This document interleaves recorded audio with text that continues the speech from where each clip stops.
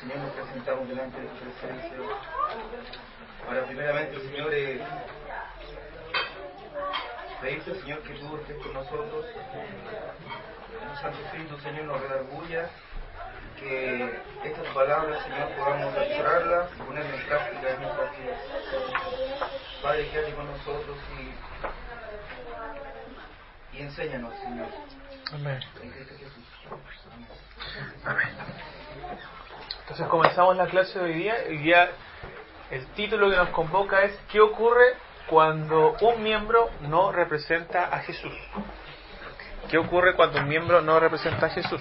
Voy a mover esto un poco.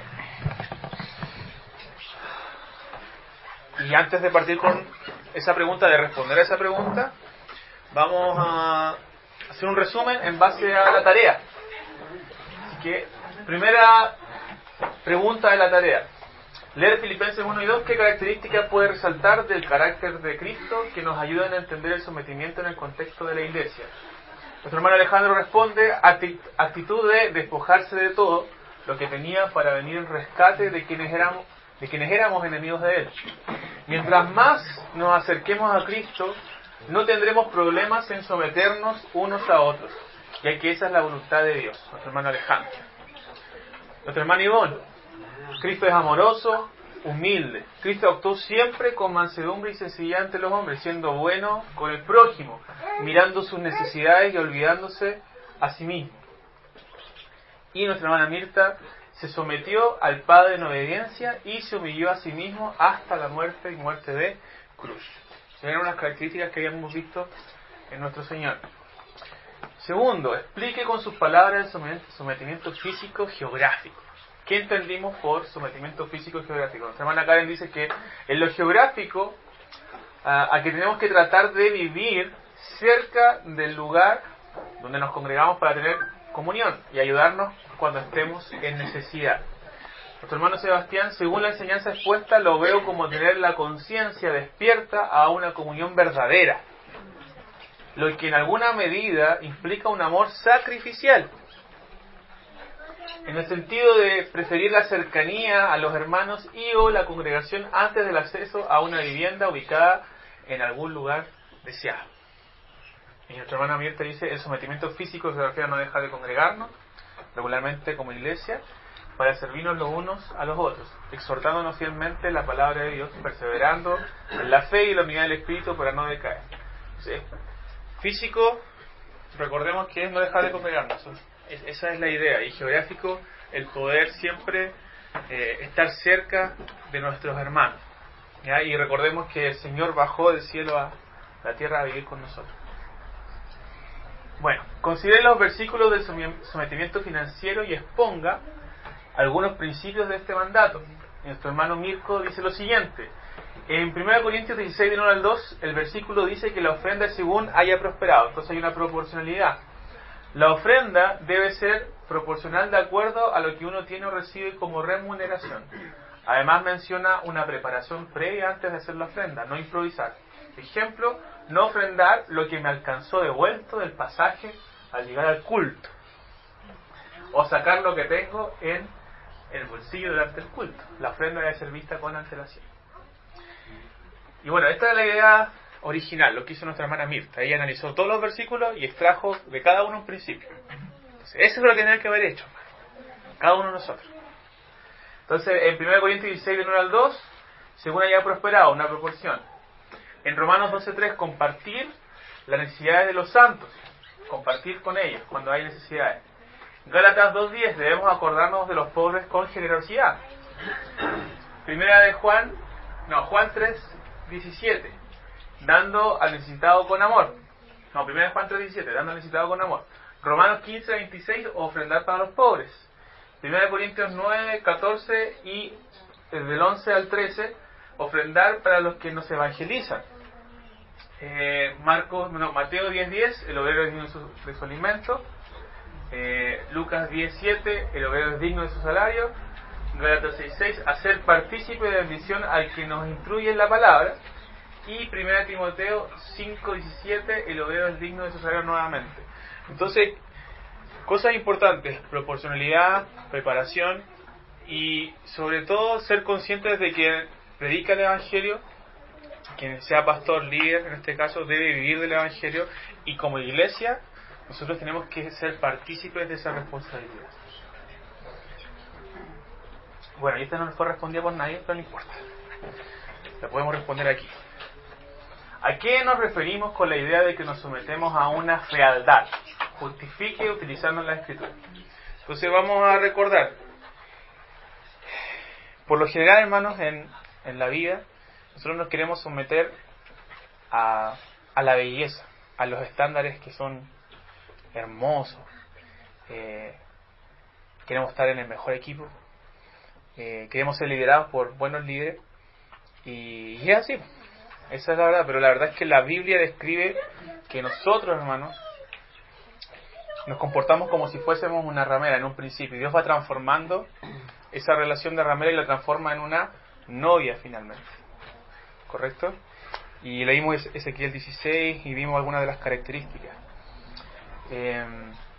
Pero la Biblia, hermano, es sumamente clara en relación a que Dios comienza a transformar esta fealdad que es descrita en Ezequiel 16 en una novia y la transforma finalmente en su esposa. Y eso sale en Efesios capítulo 5, ¿correcto? Pero también podemos haber hecho referencia a lo siguiente en esta idea, que constantemente el pueblo de Dios se vindica con su Dios y luego vuelve a caer en un escalafón peor aún. Y eso fue la predicación de la semana anterior. Entonces la idea era que hubiesen hecho esa conexión, pero no importa. Podemos leer y repasar Primera de Reyes 11, donde hay un ejemplo claro. Tenemos a Salomón, tenemos al rey con toda su sabiduría, pero él comete un error en Primera de Reyes 11. Pero el rey Salomón amó, además de la hija de Faraón, a muchas mujeres extranjeras, a las de Moab, a las de Amón, a las de Edom, a las de Sidón y a las aeteas, gente de las cuales Jehová había dicho a los hijos de Israel: no os llegaréis a ellas, ni ellas se llegarán a vosotros, porque ciertamente harán inclinar vuestros corazones tras sus dioses.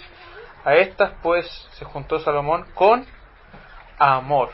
Y bueno, después sigue describiendo. Y el tema es que aquí Salomón también se prostituyó su vida en pos de otros dioses por estas relaciones. ¿Y cuál es el temor de la gente de poder someterse a una fealdad? Que claro, ¿cómo es posible que yo me vaya a someter a una iglesia que está siendo transformada, que está con imperfecciones? Pero esa es la idea. Esa es la idea de una iglesia, que estamos todos siendo transformados a la imagen de Cristo. Y si bien muchos llegan al conocimiento del Evangelio en una condición depravada, Dios comienza a transformar sus vidas. Y a eso es lo que el Señor nos llama, a poder apoyarnos los unos a los otros y a poder someternos los unos a los otros a pesar de esa condición. ¿Vas a decir algo, hermano? Sí, hermano. Sí. Lo que hace es que pasa lo mismo que ocurre con los creyentes, que ahora estamos con pecado todavía en nuestra vida, en nuestro ser, pero la Biblia declara que seremos glorificados y que si fuimos salvos es seguro que seremos glorificados. Y lo mismo pasa con la iglesia, que a pesar de que está llena de pecado en este momento, ya fue declarada que será gloriosa, una novia sin pecado, sin mancha. Entonces es una fealdad en el sentido de lo que vemos ahora, pero ya se declaró por la Biblia y se da como algo seguro que es una novia sin ninguna mancha. Claro. Es la más hermosa. La más hermosa, así es.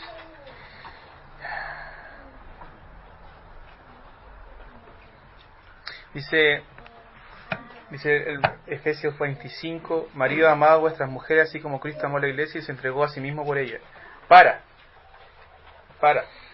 santificarla, habiéndola purificado en el lavamiento del agua por la palabra, a fin de presentársela a sí mismo una iglesia gloriosa, que no tuviese mancha, ni arruga, ni cosa semejante, sino que fuese santa y sin mancha. Pero eso es el fin. Pero si nosotros vemos Ezequiel 16, lo leímos la semana pasada, vemos a una mujer ensangrentada en el suelo, llena de sangre por sus fornicaciones, totalmente horrible, y el Señor la levanta, la lava, le coloca anillos, la viste, Y bueno, podemos ver un montón de figuras ahí que podríamos tener un año para ver eso, pero esa es la biografía de la iglesia. Así comienza, pero termina como una novia gloriosa. Bueno, ¿qué principios puede extraer de la predicación del domingo relacionado con el sometimiento social? Y aquí ustedes contestan porque creo que no es tan difícil y podemos reflexionar acerca de la semana anterior, de la prédica que expuso Alex. Ahí se acuerdan de qué se trató la prédica de la semana anterior. Eran 4 puntos. ¿Pero qué tiene que ver eso con el sometimiento social? No sé si se acordará. Yo me acuerdo algo vagamente que, o sea, más o menos intentando mezclar el sermón con la clase del otro día, que creo más o menos que se refiere a no mezclarse, a mezclar, por ejemplo, amistad, por ejemplo, pero no en el sentido de la intimidad. O sea, que nosotros, o sea, debemos tener como amistades íntimas solamente con los hermanos, en vez de con los amigos que siguen, que son impíos y cosa alguna. Ahora, ¿qué relación eso tenía con la predicación? Que Alex expuso acerca de los pecados, ¿cierto?, del liderazgo y del pueblo de Israel cuando vuelve la segunda oleada, si no me equivoco. Y bueno, Esdras ve todo ese panorama en donde hay una mezcla, ¿cierto?, entre los pueblos, y los israelitas se habían casado con mujeres de otros pueblos. ¿Qué relación tiene eso con el sometimiento social? Es eso, que no podemos tener yugo desigual. A eso nos referimos. Y yugo desigual no es solamente en el contexto del matrimonio, sino que también en el contexto de la amistad. Y eso tenemos que tenerlo sumamente claro. ¿Alguna otra aporte en relación a eso? ¿No? De una otra manera, igual uno también, eso yo creo que es un tema de conversación igual dentro de cristiana, porque puede que hayan un cristiano puede decir, no, si es mi amigo del mundo, pero es súper buen amigo. Eso no tengo mejor amigo en la iglesia, pero uno igual tiene que examinar bien todas esas cosas, porque de una otra forma esa persona igual va a influirse en mí. Claro. O sea, yo sé que tengo que ser el gusto de esa persona, pero uno al estar con una persona ya está siendo influenciado por esa persona. Entonces, igual que es algo delicado. Sí. Es que, claro, mucha gente dice, claro, muy buen amigo e incluso recibe consejos de esas amistades. El tema es, ¿esos consejos de dónde vienen? ¿Vienen de un corazón perverso o vienen de la palabra? Y eso es nuestro parámetro, finalmente. Porque podemos tener muy buenos amigos. Yo creo que todos tienen amistades fuera de la congregación, todos deben tener amistades, pero hay ciertas cosas que compartimos con ellos y hay otras que no debemos compartir con ellos. Así de simple, porque nosotros vamos a buscar un consejo bíblico, porque esa es nuestra visión: amar al Señor, obedecer sus mandamientos y amarle por sobre todas las cosas. Tania, si me puedes ayudar. Y bueno, acá había quedado una tarea pendiente, la respondió Alex, y algunas herejías o conceptos errados que podrían descalificar a una persona candidata a la membresía. Y él pudo nombrar algunas: negación de la venida de Cristo en un cuerpo humano, ya que lo material es corrupto e inferior a lo inmaterial. Y esto es un tipo de gnosticismo. Y fue rebatida en 1 Juan 4. Negación de la idea de Cristo, lo podemos ver a lo largo de Colosenses. Creencias en que Jesús es un ángel o una criatura celestial, rebatida en Hebreos capítulo 1. Herejía judaizante que sostiene que debemos guardar ritos de la ley de Moisés para ser salvos, refutadas entre otros en Gálatas capítulo 2 y 4. Salvación por obras, refutada en Efesios 2, Romanos 3. Negación de la Trinidad, refutada en diversos pasajes como Mateo 28 y 2 Corintios 13, 14. Ecumenismo, rebatido entre otros en Juan 14, 6, Romanos 16, 17. Todas esas cosas pueden descalificar a una persona de la membresía, porque son errores fundamentales. ¿Hay más? Claro, hay muchos más. Usted estúdielo en su casa. Y había quedado también otra tarea, algunas sombras que nos ayudaban a entender las funciones de la iglesia, y esto lo respondió nuestra hermana mirta, Romanos 11:11 dice que habla de las ramas del olivo silvestre injertadas en el buen olivo natural, refiriéndose a los gentiles al ser considerados para salvación, haciéndose partícipes de la raíz santa como pueblo de Dios también. Sobresale en este pasaje la importancia de la soberanía de Dios sobre los creyentes en cuanto a su comportamiento dentro de la familia de Dios, y llama a no jactarse de pertenecer a esta por sobre aquellos que no, sino más bien temer a Dios y no ser soberbios dentro de la iglesia, ya que así, como fuimos rescatados por el Señor, también podemos ser echados fuera si no perseveramos con humildad, en fe y obediencia a Dios. La sal de la tierra. Los creyentes somos la sal de la tierra, dijo el Señor. Si dentro de la iglesia los cristianos no cumplimos la labor evangelizadora para la cual el Señor nos llamó y apartó, de nada sirve, porque no nos diferenciamos del resto de los hombres al desobedecer el mandato divino y no damos frutos para el reino de Dios. Si Dani me puede ayudar, porque todavía no termina la respuesta. Luz del mundo. La iglesia conformada por los creyentes en Dios somos la luz dentro de un mundo en tinieblas, dice el Señor. Por lo tanto, como tales no debemos escondernos, sino alumbrar con la palabra de Dios a nuestro prójimo donde quiera que vayamos, con valentía, proclamar las buenas nuevas del Señor, tanto dentro de nuestras familias como en nuestros trabajos. De nada sirve callar lo que aprendemos en la Escritura. Y por último, los obreros de la viña, los creyentes de la iglesia de Dios, vistos como obreros de una viña que llegan a desempeñar su labor en distintos tiempos. Sin embargo, el Señor de la viña quiso pagar a todos de igual forma. Esto representa la soberanía de Dios en el tiempo en que llama a sus hijos a servirle. Tanto los postreros como los primeros recibirán salvación, vida eterna en su Hijo amado Jesús, solo por su gracia y no por obras. ¿Amén? Bueno, hay más figuras, pero también para ustedes, hermanos, para su reflexión personal. Y ahora nos vamos a la clase.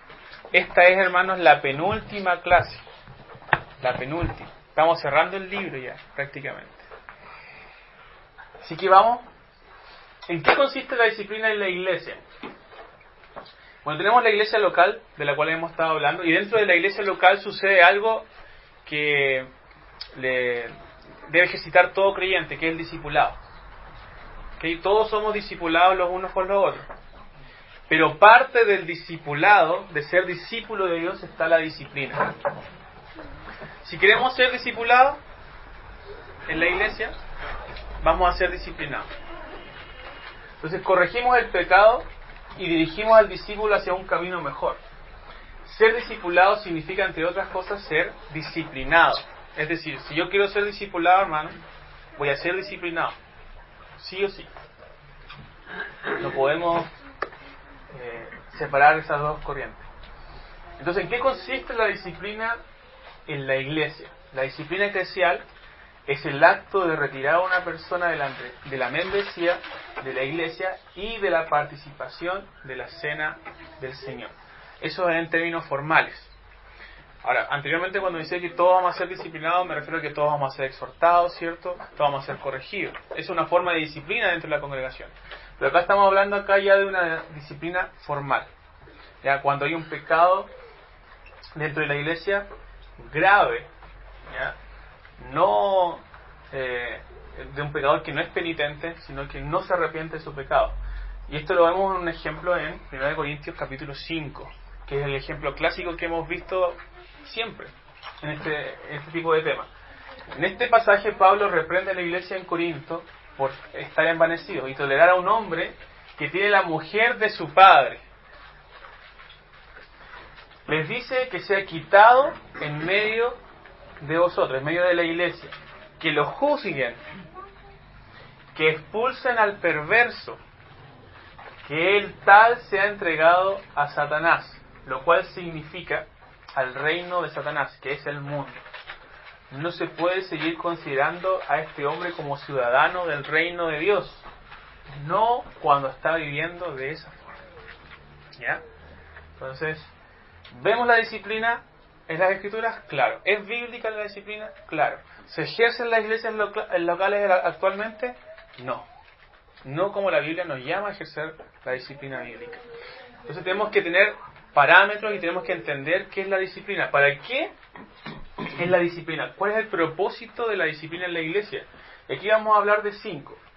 Entonces vamos a ir a 1 Corintios 5 y vamos a ir leyendo estos pasajes que nos ayudan a entender el tema de la disciplina. 1 Corintios capítulo 5. Entonces, primero, uno de los propósitos es exponer el pecado. 1 Corintios capítulo 5, versículo 2. Y vosotros estáis envanecidos. ¿No deberíais más bien haberos lamentado para que fuese quitado de en medio de vosotros el que cometió tal acción?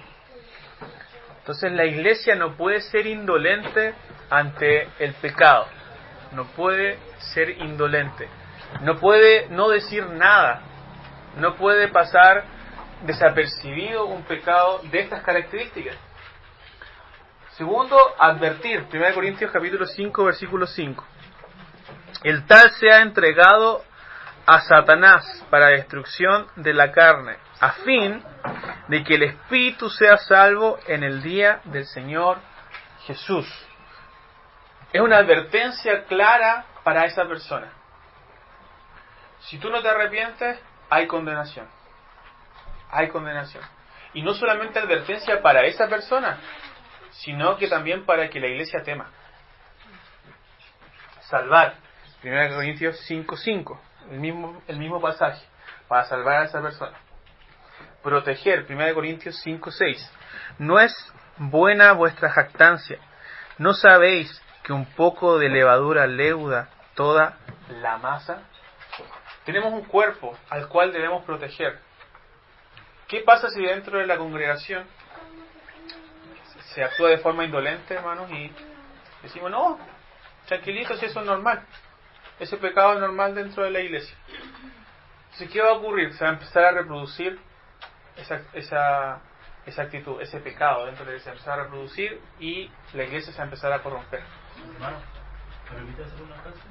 Con respecto a eso de esa actitud que toman muchos creyentes, se debe principalmente en muchas iglesias por los líderes, empieza por los líderes. Aquí lo veo con esto, que por lo general, no sé, los líderes están involucrados en algo y el pastor le hace lo mismo, no le dicen nada. En esas iglesias donde son muy autoritarios.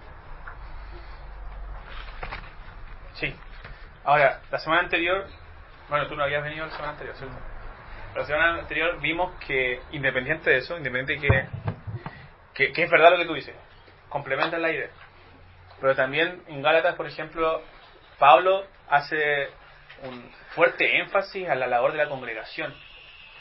Gálatas insensatos, ¿qué nos ha fascinado? La iglesia es responsable. Independiente de que el líder no haga nada, independiente de que haya una persona que sea hipócrita dentro de la iglesia, la congregación es la que ejerce la disciplina. Entonces, independiente de que el líder sea un líder quizás corrupto, la iglesia debe actuar. Ahora, si hay un líder corrupto o un liderazgo que está mal ejercido, es probable que la iglesia también ande de la misma forma. Es probable. Porque vimos la semana anterior en la predicación que ningún discípulo puede ser mayor que su maestro. Entonces, es claro, las dos cosas por lo general se combinan, por lo general. Pero quizás igual podemos encontrar excepciones de iglesia donde hay un liderazgo corrupto, pero quizás la iglesia está alerta y puede decir, esto está mal, hay que hacer disciplina. Esperemos que eso suceda en algunas iglesias. Esperemos que haya gente que realmente ame la palabra y diga, esto está mal, hay que disciplinar. Claro, también es notorio que las cartas van a una iglesia, siempre el apóstol Pablo. Iglesia y local. otra cosa, claro, cuando Juan habla en Apocalipsis, dice a la iglesia de Esmirna, a la iglesia de la Odisea, le habla a la iglesia en general. Porque la iglesia es la que... La iglesia es la que debe ejercer estas cosas. Y yo creo que a muchos le ha sucedido que quizá ha visto en su iglesia anterior, vio pecados y no se hacía nada.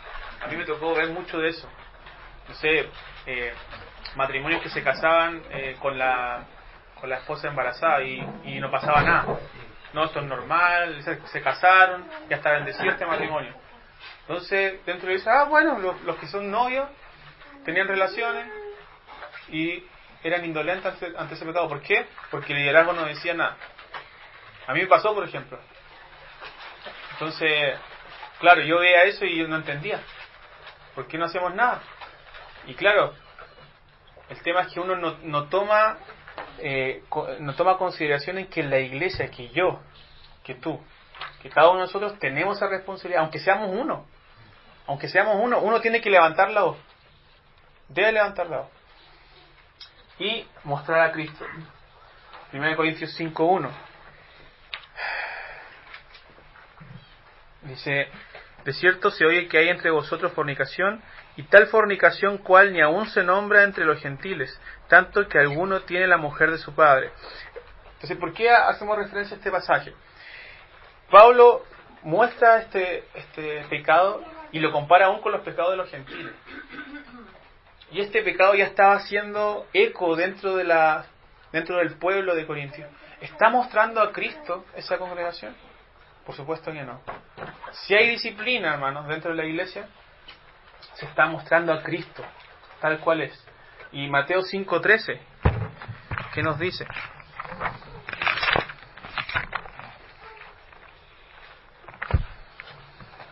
Vosotros sois la sal de la tierra, pero si la sal se desvaneciere, ¿con qué será salada? No sirve para nada, sino para ser echada afuera y odiada por los hombres. Entonces la sociedad también ve eso. Oye, pero en la iglesia se pasa lo mismo que afuera, y peor aún. ¿De qué sirve la iglesia? ¿Para qué está la iglesia? ¿Qué diferencia hay entre la iglesia y nosotros? Ninguna. Porque ¿cuál es el propósito entonces de la disciplina en la iglesia?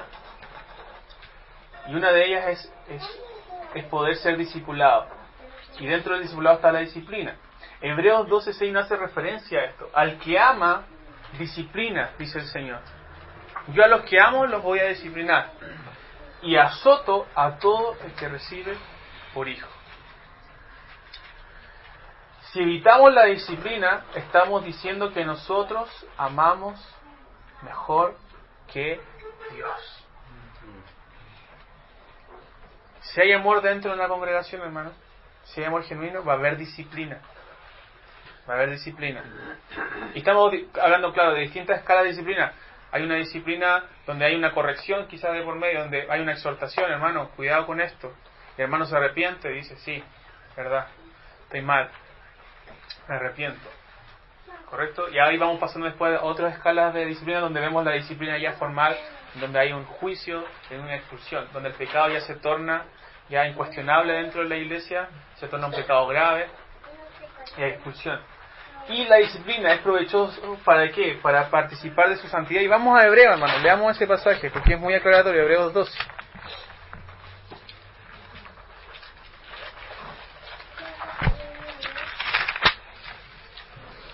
Hebreos 12, versículo 7, voy a leer desde ahí. Si soportáis la disciplina, voy a leer desde el versículo 5. Ya habéis olvidado la exhortación que como a hijos se os dirige diciendo, hijo mío, no desprecies la disciplina del Señor, ni desmayes cuando eres reprendido por Él, porque el Señor al que ama disciplina y azota a todo el que recibe por hijo. Si soportáis la disciplina, si la soportas, Dios os trata como a hijos, porque ¿qué hijo es aquel a quien el Padre no disciplina? Pero si os deja sin disciplina de la cual todos han sido partícipes, entonces sois bastardos y no hijos. Y ojo, dice, pero si os deja sin disciplina, de la cual, fíjense esto, de la cual todos han sido, ¿qué? Ojo aquí. No, si yo nunca he sido disciplinado en la iglesia. No, porque yo soy perfecto. ¿Qué conclusión podemos sacar de eso, hermano? No, yo nunca he sido disciplinado, a mí nunca me han corregido. No eres hijo, hermano. Así de simple. No eres hijo.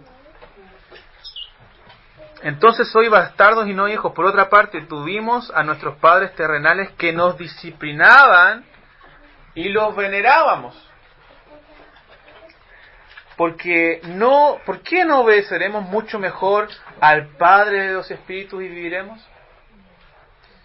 Y aquellos ciertamente por pocos días nos disciplinaban como a ellos les parecía, pero este para lo que nos es provechoso, para que participemos de su santidad. Entonces, Cuando somos disciplinados participamos en su santidad, somos perfeccionados. Y también produce fruto. Versículo 11, es verdad que ninguna disciplina al presente parece ser causa de gozo, sino de tristeza. Pero después da fruto apacible de justicia a los que en ella han sido ejercitados. Amén. Entonces, ahora, ¿cuándo debería ser ejercitada la disciplina? Fácil, cuando alguien peca. Cuando alguien peca. La disciplina eclesial formal ejercida por toda la congregación se reserva para pecados tan graves que la iglesia ya no se siente capacitada para confirmar la profesión de fe de un individuo. La persona se sigue llamando a sí misma cristiana y representante de Jesús, pero sus palabras ya no son creíbles debido a la gravedad del pecado. ¿Ya? Entonces recordemos que la iglesia, ¿qué función tenía? La de confirmar la fe de un creyente, ¿se acuerdan? Perfecto, entonces la iglesia también confirma la membresía de un creyente. Por lo tanto, esa membresía puede ser revocada cuando estamos en presencia de un pecado grave. Vamos a definir después qué es ese pecado grave, ¿eh? Y ahí vamos a tratar de conversar un poco porque quizá incluso va a ser un tema de discusión. Sí. ¿Cuándo debería ser ejercida la disciplina? Dios pide a las iglesias que consideren el fruto de las vidas de las personas y las juzguen. Pablo utiliza exactamente las mismas palabras en 1 Corintios 5:12, Mateo 3:8, capítulo 7, del 16 al 20, Mateo 12, del 33 y Mateo 29 al 43. ¿Ok? Esos pasajes los pueden leer ustedes. Pero definiendo, la disciplina eclesial oficial debe ejercerse en casos de pecados visibles, graves e impenitentes. 3 características, ¿ya? Visibles, graves e impenitentes. Vamos a definir cada uno de estos parámetros. Porque tenemos el pecado visible, grave e impenitente. ¿Ok? Ahora, visible no debe ser en base a suposiciones. ¿Ya? No, es que el hermano, yo creo que está mal, anda aquí haciendo estas cosas, yo callo que está en pecado. No sé, eso no puede ser dentro de la iglesia. ¿Ya? Debe ser oído, escuchado claramente por la congregación. ¿Ya? Grave. Y aquí tenemos que tener cuidado con esto. No debemos perseguir cada pecado hasta el límite. Por ejemplo, tenemos un hermano, ¿se acuerdan cuando hablamos de un hermano que tenía un carácter difícil? ¿Cierto? Pero al mismo tiempo creíamos que realmente cree en Cristo porque se arrepiente, trata de vivir una vida de piedad. Y nosotros en nuestra vida, en una suerte de cazadores de pecadores, tratamos con ese pecado, hasta que tratamos de convencer a toda la gente de que tenemos que expulsar a esa persona. Esa es una actitud que no debe estar en nosotros, ¿ya? Sino que debemos dar lugar también al amor que cubrirá multitud de pecados. Tenemos que ejercer esto con equilibrio, ¿ya? En la vida de la iglesia. Y debe ser impenitente. La persona implicada ha sido confrontada con los mandamientos de Dios en las Escrituras, pero rechaza abandonar el pecado a todos los efectos. La persona aprecia más el pecado que Jesús. Bueno, cuando yo estuve estudiando esto, yo también me hacía varias preguntas. ¿Qué pasa si el pecado no es tan grave? Por ejemplo, esa persona es murmuradora, pero de repente tiene una actitud de arrepentirse, pero después sigue, y podemos ver que estos 3 parámetros tienen una idea de ser congruentes. ¿En qué sentido? En que quizá un pecado a nuestros ojos no es tan grave, pero si no es tan grave y se transforma en impenitente, hermano, ese pecado que no es tan grave a nuestros ojos se va a transformar en grave finalmente. Un pecado que nosotros a nuestros ojos no, pero no es tan grave, el hermano está luchando. Pero si vemos que no está luchando finalmente, sino que es un hombre impenitente, que en su día no está el ir creciendo de gloria en gloria, ese pecado se transformará en grave finalmente y va a tener que ser juzgado dentro de la iglesia. ¿Ya? Ahora, ¿qué pasa cuando vemos que el pecado no es visible por todos dentro de la congregación? Bueno, hay parámetros dentro de la Biblia. Hay parámetros dentro de la Escritura donde podemos tener testigos dentro de la congregación. Y eso lo hemos visto, en cierta forma lo hemos estudiado en cierta medida. Y debemos tratar de ejercer estos 3 parámetros con equilibrio. Y obviamente es que es un tema sumamente delicado, ¿ya? Por eso es que el Señor, cuando Él nos da referencia acerca de cómo ejercer la disciplina, trata de ocupar el mínimo número de personas dentro de una iglesia. El mínimo número de personas. ¿Para qué? Para resguardar el testimonio de esa persona. ¿Por qué? Porque ¿qué sucede si hay un pecado grave dentro de la iglesia y se ven involucradas 3 personas como testigos y van donde el hermano y lo exhortan? El hermano se arrepiente. Hay éxito. Gloria al Señor. Pero ¿qué sucede si esas 3 personas, en vez de resguardar el testimonio de su hermano, porque recordemos que sigue siendo su hermano en ese proceso, sigue siendo su hermano, murmuran y filtran el pecado a la congregación, después el hermano se arrepiente, pero comienza a ser mal mirado por la congregación? Entonces, todas estas cosas tienen que ser miradas con mucho, pero mucho cuidado. Creo que es una de las cosas de donde tenemos que tener mucho temor, de poder ejercer la disciplina de forma adecuada. Y por otro lado, yo sé que hay hermanos aquí que vivieron un ejercicio de disciplina que no fue bíblico, ¿cierto? Hermano. Claro, y fue así. Y vamos a ver más adelante algunos parámetros que nos da la Escritura para poder diferenciar un ejercicio bíblico y no bíblico de la disciplina. Va a hablar de los pecados graves. Es que sobre lo que decías de los pecados graves, que algunos se podrá preguntar, bueno, pero para el Señor son todos los pecados graves. Y es cierto. Pero acá no estamos hablando, nuestra función no es declarar, no es nosotros declarar salvo a alguien. Esa persona puede ser salva, aunque esté, por ejemplo, con ciertos pecados en algún momento. Pero nuestra función es decir, esta persona puede ser considerado, le podemos dar la mano en señal de compañerismo o no, como uno de nosotros. Esa es nuestra responsabilidad. Entonces, puede ser que sea un pecado, claro, dentro del marco social aceptable, pero para Dios que no sea aceptable. Por ejemplo, tú nombraste la murmuración. Y si uno ve en 1 Corintios 15, el Señor dice, no seáis como ellos, porque ellos pasaron por la nube, ¿cierto? Pasaron por el mar, y ellos fornicaron y ellos murmuraron. O sea, para el Señor también es grave la murmuración. Pero puede ser otro pecado, no sé, quizá una mentira que el mundo consideraría blanca.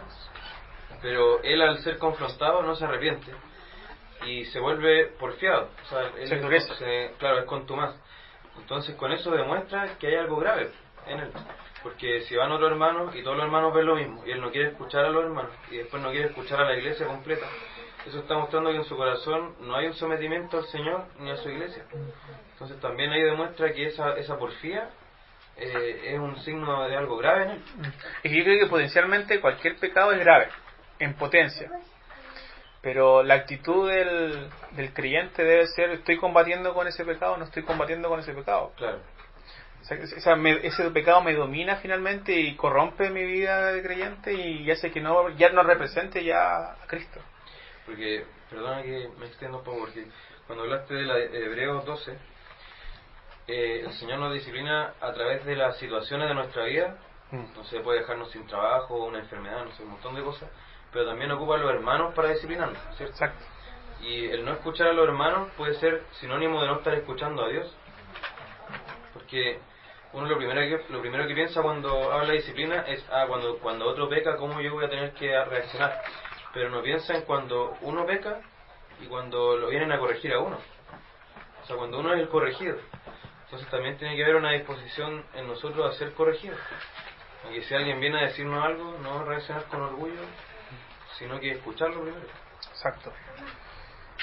Amén. Y vamos a hablar un poquito más de eso más adelante incluso. Y acá hay una observación, quise copiar todo lo que dice aquí el libro y porque es muy bueno. Hay veces cuando la persona se disculpa y dice estar arrepentida, pero la congregación decide legítimamente continuar con la disciplina de todos modos. ¿Cuándo sucede esto? Esto puede ser porque la persona se caracterice por mentir habitualmente. Puede que el pecado sea tan deliberado como un patrón extenso de violencia o asesinato, o tan repugnante como abusos sexuales, que haría cualquier disculpa apresurada imposible de creer. no es porque tales pecados no puedan ser perdonados, pero debe pasar algún tiempo, que el fruto del arrepentimiento debe ser evidente antes de que la Iglesia pueda responsablemente declarar el perdón. Por otro lado, cuando la congregación está convencida de que la persona está genuinamente arrepentida, no debería aplicar ninguna forma de disciplina. ¿Ya? Entonces, por ejemplo, hay un pecado grave, y estamos hablando aquí de pecados, por ejemplo, el pecado que se nombra en 1 Corintios 5, ¿cierto? Es sumamente grave. Ahí la Iglesia actúa muy rápido. Pero hay otros pecados que quizás son más someros dentro de la Iglesia, están ahí de forma superficial y se actúa de otra forma, quizás más lenta. Dependiendo de la naturaleza del pecado, la Iglesia debe también responder. Y no nos debería maravillar esto, hermanos, porque en toda institución esto sucede. Por ejemplo, cuando tenemos el gobierno y hay un error grave, se saca el tiro, ¿cierto? Pero todos yo creo que cometen errores dentro del gobierno, ¿cierto? Dentro del gobierno tienen algunos funcionarios que son ahí nomás, trabajan más o menos, o están ahí trabajando, tienen dificultades. ¿Y qué se hace? ¿Se les saca? No, sino que se les sigue apoyando en cierta medida y que siga ejerciendo su trabajo hasta que alcance la perfección. Entonces, como para que nosotros esto es como que es nuevo, pero esto sucede a cada rato, en cualquier institución. Pero para nosotros, oh, sí, esto es la Iglesia, claro, no, pero en la Iglesia hay amor. Y eso es amor. Esto es amor. Entonces, ¿cómo debería la Iglesia ejercer la disciplina? Entonces, base para el ejercicio disciplinado debe ser Mateo 18. Si vamos a Mateo 18, ahí están los parámetros. Lo hemos leído, pero sería bueno recordarlo.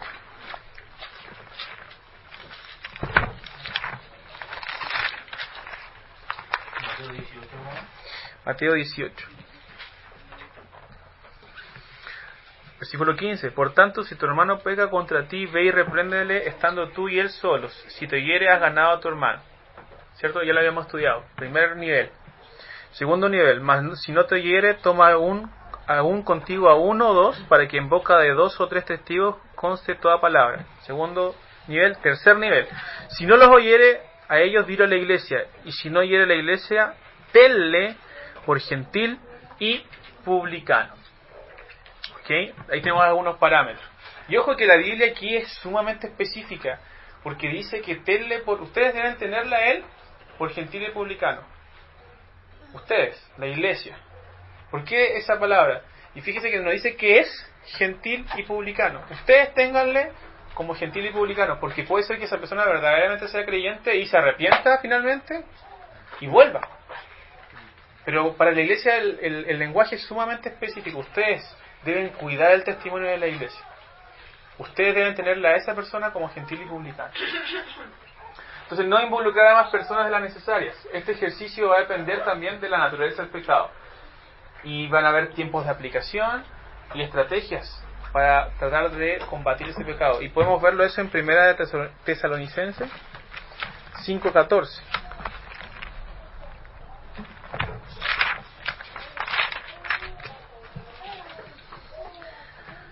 También os rogamos, hermanos, que amonestéis a los ociosos, que alentéis a los de poco ánimo, que sostengáis a los débiles, que seáis pacientes para con todos. ¿Y esos son pecados, por ejemplo, ser ocioso?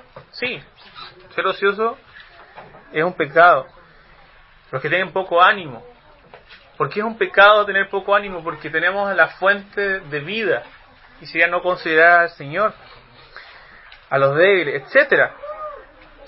Entonces hay distintos tipos de pecados dentro de la congregación y cada uno de ellos debe ser tratado de distintas formas, en distintos tiempos. Pero por ejemplo, cuando hay un pecado grave, como el que habíamos visto ya en 1 Corintios 5, o vemos una persona que golpea a su esposa dentro de la iglesia, pecados graves de esa naturaleza, la iglesia tiene que actuar rápido.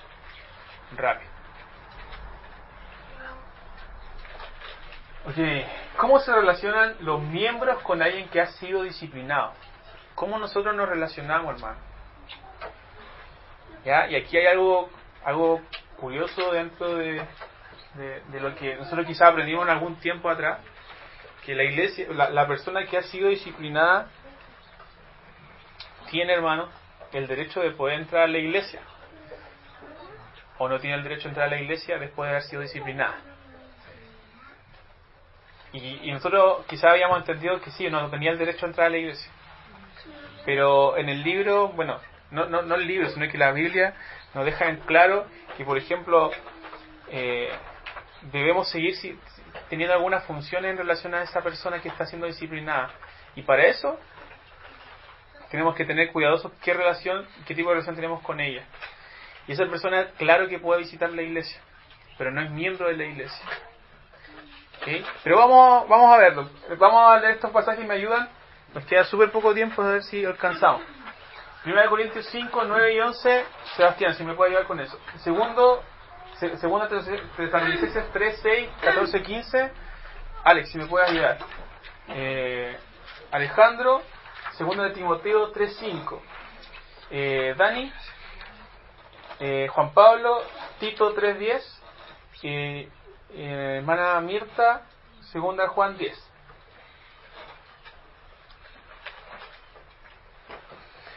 Seba. Os he escrito cartas que no os juntéis con los fornicarios. Más bien os escribí que no os juntéis con ninguno que, llamándose hermano, fuere fornicario, o avaro, o idólatra, o maldiciente, o borracho, o ladrón. Con el tal ni aun comáis. Ok. ¿Quién sigue? Dice, pero os ordenamos, hermanos, en el nombre de nuestro Señor Jesucristo, que os apartéis de todo hermano que ande desordenadamente y no según la enseñanza que recibisteis de nosotros. Si alguno no obedece a lo que decimos por medio de esta carta, a ese señaladlo y no os juntéis con él para que se avergüence, mas no lo tengáis por enemigo, sino amonestadle como hermano. Uy, qué complicado eso, hermano. Qué complicado. ¿Puedes leerlo de nuevo, hermano? Si alguno no obedece a lo que decimos por medio de esta carta, a ese señaladlo y no os juntéis con él, para que se avergüence, mas no lo tengáis por enemigo, sino amonestadle como hermano. ¿Cómo hacemos eso, hermano? Señalando a esa persona no representa a Cristo, pero al mismo tiempo nos dice que lo amonestemos como a un hermano. ¿Ya? ¿Cómo equilibramos eso? Vamos a seguir leyendo. 2 Timoteo 3:5. Que tendrán apariencia de piedad, pero negarán la eficacia de ella. A estos evita. A estos evita. Tito 3:10. ¿Quién? Tito 3:10. Yo. Al hombre que causa divisiones después de una u otra amonestación, desecha. Después de una u otra amonestación, deséchalo. 2 Juan 10. Si alguno viene a vosotros y no trae esta doctrina, no lo recibáis en casa, ni le digáis bienvenido. Amén. Entonces aquí vamos a tener distintas relaciones y también va a depender, hermanos, de la naturaleza del pecado. Tenemos una persona que ha pecado gravemente dentro de la iglesia. Se le expulsa de la membresía. ¿Cómo nosotros nos relacionamos con él? A través de conversaciones formales sobre arrepentimiento. Esa va a ser nuestra única forma de relacionarnos con él. De ninguna otra forma. ¿Ya? Si vamos a conversar con esa persona, va a ser para conversar con él formas de que, sobre el tema del arrepentimiento. Hermano, tienes que arrepentirte por tu pecado, exhortarlo bíblicamente. Esa va a ser la única relación que vamos a tener con él. Si esa persona, hermanos, sigue congregándose en la iglesia y se arrepiente, gloria al Señor. Pero lo que pasa es que con el arrepentimiento, con la confrontación, van a suceder dos cosas.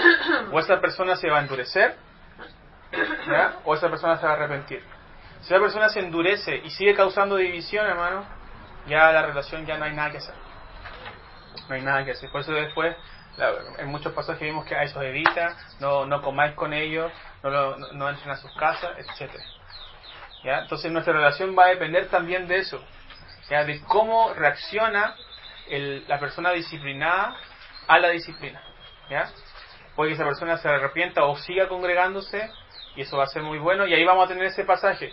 Vamos a señalar que esa persona no es miembro de la iglesia, pero vamos a exhortarle como hermano, ¿ok? En esa circunstancia. Pero va a suceder que esa persona o se va a arrepentir o va a dejar de congregarse. Es lo más probable. No va a haber otra situación. Es muy difícil que esa persona siga congregándose indefinidamente de esa forma. ¿Ya? ¿Y qué pasa con esa persona si sigue congregándose de forma indefinida sin tener relación con la iglesia? Lo vamos a ver más adelante. ¿Qué pasa con las personas que van a la iglesia y no se hacen miembros? ¿Qué tipo de relación tenemos que tener con ellas? ¿Ya? Que va a ser para más adelante. Pero esos son los parámetros. ¿Ya? La persona está siendo disciplinada. tenemos conversaciones formales sobre arrepentimiento. En ella se van a producir dos cosas, o arrepentimiento o endurecimiento, y dependiendo de eso nos seguimos relacionando con ella. Ahora, ¿qué pasa cuando el miembro de la iglesia está siendo sometido a una disciplina y somos parte de su familia? Por ejemplo, si yo estoy siendo disciplinado y mi esposa es parte de la iglesia, ¿cómo se relaciona ella conmigo? ¿O qué pasa si Alex es disciplinado dentro de la iglesia y cómo la hermana Mirta se relaciona con su hijo? ¿Cierto? Son buenas preguntas. ¿Qué hacemos? Seguimos obedeciendo la palabra igual. Esa es la respuesta. O sea, hijos obedezcan a sus padres. La esposa se somete a su marido. Los esposos aman a su mujer como Cristo amó a la iglesia. Todas las funciones siguen cumpliéndose de igual manera, de igual forma, siempre y cuando no contradigan principios básicos de la Escritura, ¿cierto? Es como si alguien dice, pero si es un violador, ¿qué hago en ese caso, hermano? Bueno, obviamente hay que denunciarlo a la justicia, tiene que ejercerse disciplina eclesial y disciplina secular y todos esos procedimientos, pero si es un pecado dentro de una familia, nosotros tenemos que seguir cumpliendo nuestras obligaciones. Ahora, ¿en qué momento tiene lugar la restauración? Cuando el pecador se arrepiente. Una vez que la iglesia ha decidido restaurar su comunión y la cena del Señor a una persona arrepentida, no debe existir un periodo de prueba. Cuando la iglesia dice, sí, esta persona representa a Cristo, se ha arrepentido, no hay periodo de prueba, hermano. Eso no existe. O una membresía de segunda clase, ¿ya? Por el contrario, la congregación debe anunciar su perdón públicamente, confirmar su amor hacia la persona arrepentida y celebrarlo, ¿ya? Tal cual lo describe Lucas 15:24, el hijo pródigo, ¿ya? Entonces, esas son las funciones de la iglesia cuando hay restauración. Y se acabó, hermano. Ya.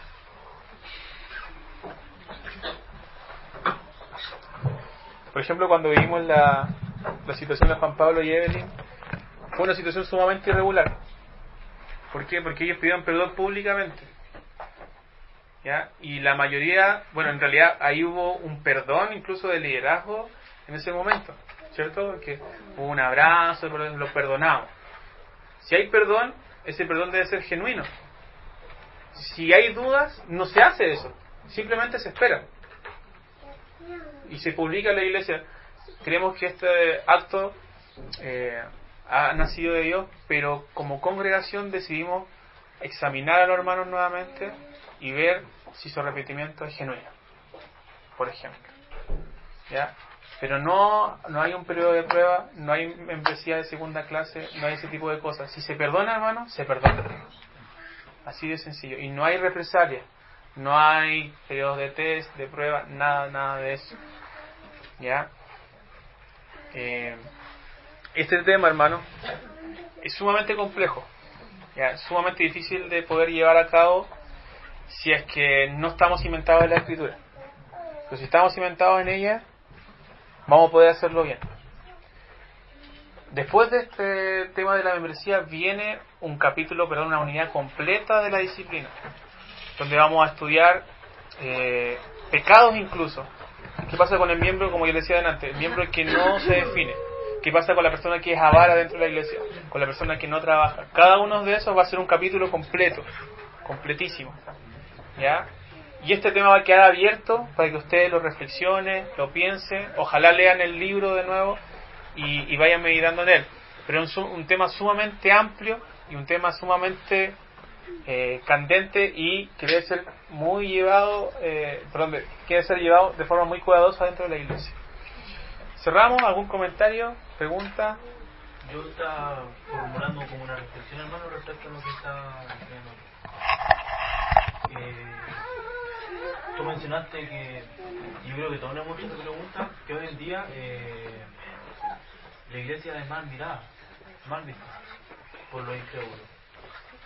Y uno de los mayores motivos por los cuales no aceptan una iglesia, no tienen mayor interés en profundizar el conocimiento en Dios, es porque ellos adoptan que los que están dentro de la iglesia son igual que ellos, o sea, pegan igual, o sea, la iglesia está llena de hipócritas, cínicos y cuantas cosas más. Pues entonces,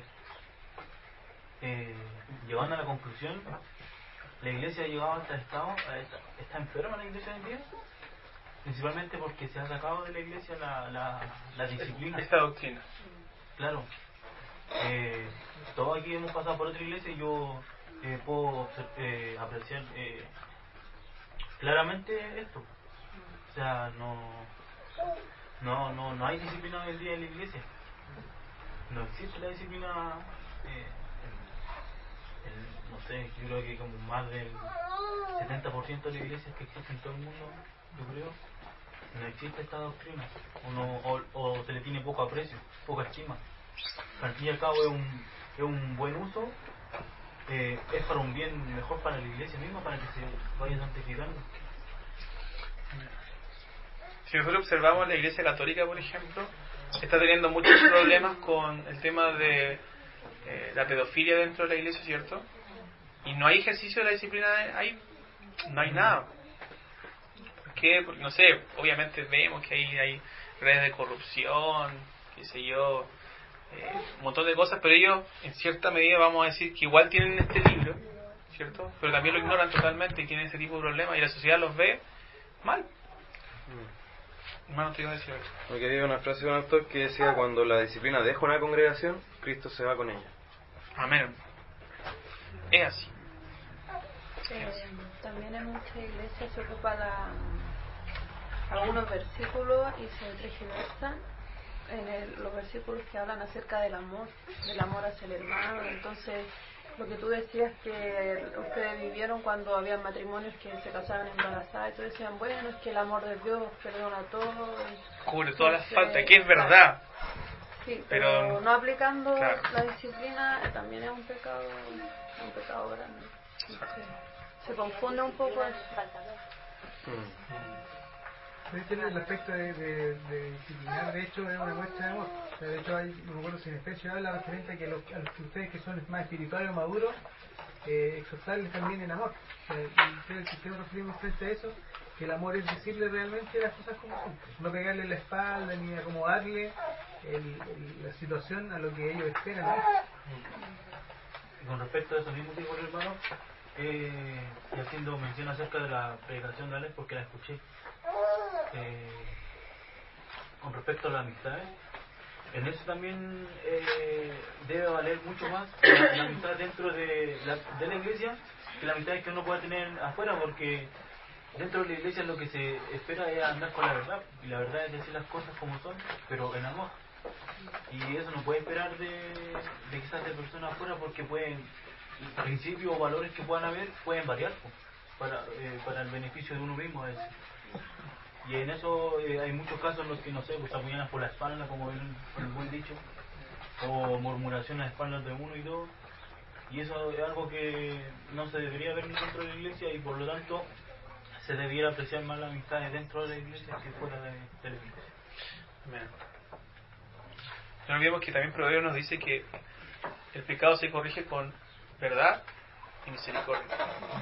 Con verdad y misericordia. Y eso engloba amor bíblico. Cerramos, hermano, entonces oremos. Y hay tarea, obviamente, y se las envío. Señor, te damos gracias por tu palabra, porque ella nos vivifica, nos ordena nuestros pensamientos, Señor, y nos esclarece, Señor, lo que tú nos has delegado, que es tu iglesia. Señor, qué responsabilidad más grande. Señor, el poder velar los unos por los otros. El Señor, el poder amonestarnos los unos a otros. Señor, ayúdanos, Señor, a tener los ojos, Señor, abiertos. Así como amonestaste, Señor, a la iglesia de la Odisea, Señor. De limpiar nuestros ojos, Señor, con el colirio de tu palabra, Señor. Señor, si estamos desnudos, Padre, cúbrenos. Señor, si estamos, Señor, en necesidad, ayúdanos. Señor, y utiliza los medios que tú has puesto, nuestros hermanos, tu iglesia, Señor. Ayúdanos a entender qué significa representar a Cristo aquí en la tierra. Ayúdanos a entender, Señor, qué significa ser parte de una iglesia local. Ayúdanos a entender, Señor, que sin el compromiso, Señor, que requiere ser creyente, estamos desobedeciendo tu palabra. Tú te comprometiste, Señor, de forma gratuita con tu pueblo, Señor, y muchas veces nosotros vivimos, Señor, de forma negligente en muchos aspectos de nuestra vida, Señor, aún dentro de la iglesia. Te rogamos, Señor, que tú pongas en nuestro corazón el poder escudriñar este aspecto, Señor, de la vida de la iglesia de forma profunda, considerarla, Señor, como algo muy importante, porque lo es, Señor. Ayúdanos, Señor, a poder hacerlo de forma equilibrada. Ayúdanos, Señor, a poder orar delante de ti cuando suceden estas cosas dentro de la congregación. Y perdónanos, Padre, por un mal ejercicio de esta disciplina. Perdónanos, Señor, cuando no amamos de verdad. Perdónanos, Señor, cuando hemos sido indolentes ante el pecado y debimos haber ejercido disciplina. Ayúdanos, Señor, para no callar cuando tu iglesia, Señor, está siendo manchada por el pecado. Te pedimos todo esto en el nombre de Cristo Jesús. Amén. Amén.